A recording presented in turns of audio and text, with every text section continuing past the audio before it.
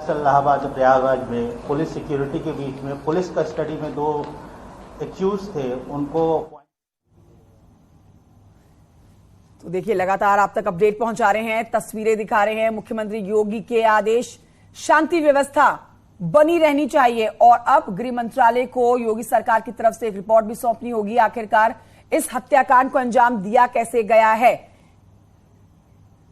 सीधे रुख करते हैं असदुद्दीन ओवैसी की प्रेस कॉन्फ्रेंस की तरफ। और ये पिछले 2017 से जब से बीजेपी की गवर्नमेंट बनी ये सिलसिला चल रहा है और हर बार जब कभी भी हम मीडिया से बात करते थे, बल्कि हम अपने भाषण में, अपने स्पीचेस में इस बात को दोहरा रहे थे। मगर अफसोस इस बात का है कि आप लोग सिर्फ ये समझ रहे थे कि हम रेटरिक के तौर पर उसका इस्तेमाल कर रहे हैं।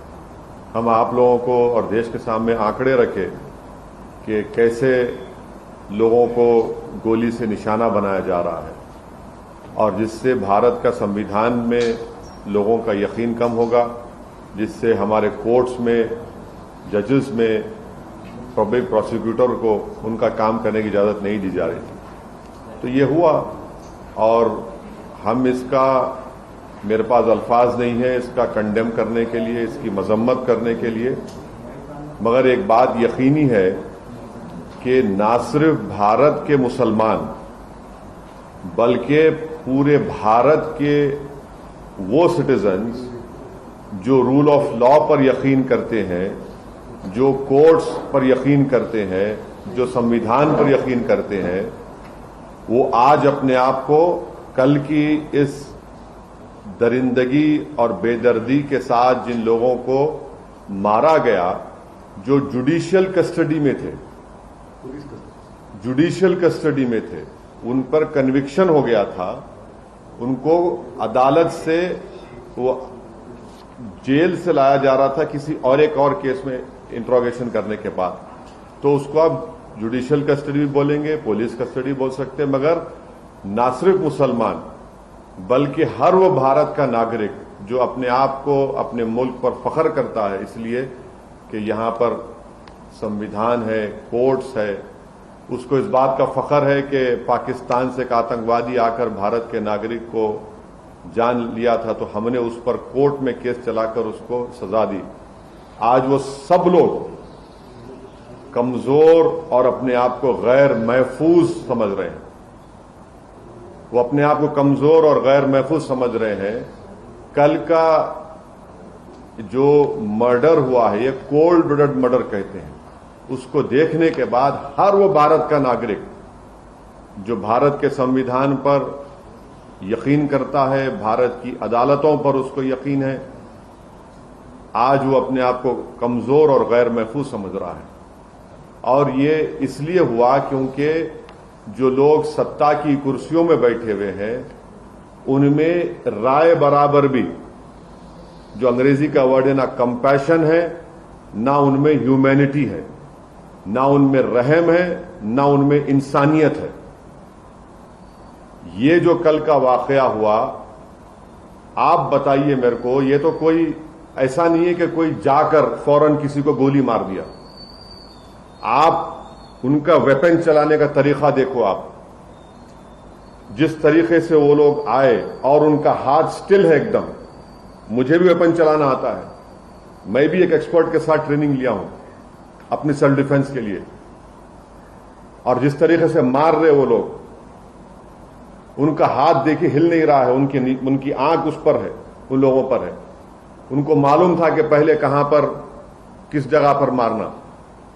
तो ये एक कोल्ड ब्लडेड मर्डर है और ये लोग प्रोफेशनल हैं। और कितना इसमें उत्तर प्रदेश की बीजेपी की सरकार का इसमें रोल है, कितना इसमें ये कौन लोग हैं जो जाकर पुलिस की मौजूदगी में और मीडिया की मौजूदगी में, बल्कि लाइव टेलीकास्ट भी हो रहा था, वो इस तरह का कोल्ड ब्लडेड मर्डर करते हैं।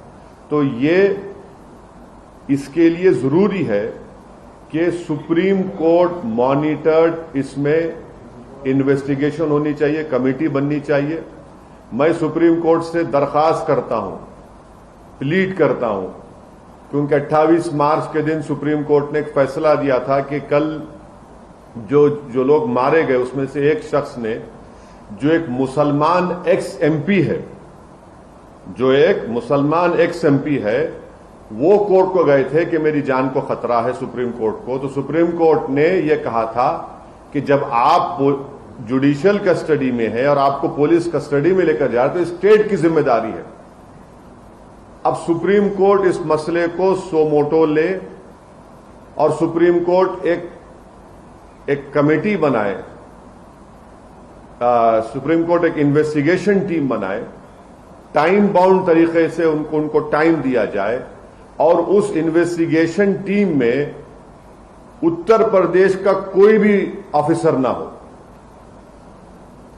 एक टाइम बाउंड तरीके से वो इन्वेस्टिगेशन टीम बननी चाहिए जो सुप्रीम कोर्ट को रिपोर्ट करे और एक टाइम बाउंड मैनर में वो इन्वेस्टिगेशन मुकम्मल होना चाहिए। क्योंकि ये बात कोई भी यकीन नहीं कर सकता कि ये लोग सिर्फ उठकर आए, कौन इनको बोला वहां पर, इनका बैकग्राउंड क्या है और कैसे वो लोग इस तरह घुस गए वहां पर और क्यों पुलिस ने उनको रोका नहीं। तो ये जरूरी है। हम तो सुप्रीम कोर्ट से उम्मीद करते हैं कि सुप्रीम कोर्ट इस मसले को सो मोटो लेगा, एक इन्वेस्टिगेशन टीम सुप्रीम कोर्ट बनाएगा जो सुप्रीम कोर्ट को रिपोर्ट करेंगे और उसमें बेहतर होगा कि कोई भी उत्तर प्रदेश का ऑफिसर ना हो, क्योंकि उनकी मौजूदगी में, उनकी कस्टडी में इन दो लोगों की हत्या की गई है। और एक बात आप समझिए कि मैं शुरू से कह रहा हूं कि जो रेडिकलाइजेशन हो रहा है मेजॉरिटी कम्युनिटी में, इस पर कोई यकीन नहीं कर रहा है। बराबर रेडिकलाइजेशन हो रहा है। अगर बीजेपी चुनाव पे चुनाव जीतते जा रही है और इस मसले को बीजेपी नहीं देख रही है तो बीजेपी देश की खिदमत नहीं कर रही है।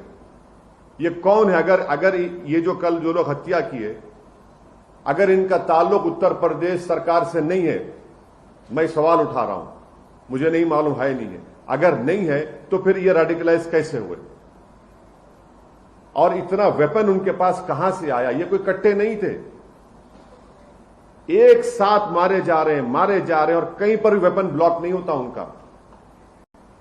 उनका हाथ देखिए आप।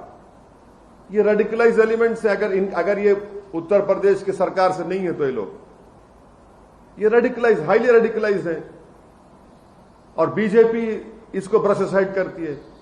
नहीं कुछ हो नहीं रहा है। अरे भाई कैसा नहीं हो रहा है? देखो ना ये लोग कौन है, गोली मारकर कौन सा रिलीजियस नारा क्यों लगाते आप? इनको आप आतंकवादी नहीं कहेंगे तो क्या कहेंगे? देशभक्त कहेंगे इनको आप? क्या इनको आप फूल का हार पहनाएंगे ले जाकर ये लोग? और जो लोग टीवी के स्टूडियोज में बैठकर जश्न मना रहे थे एनकाउंटर का, शर्म से डूब मरो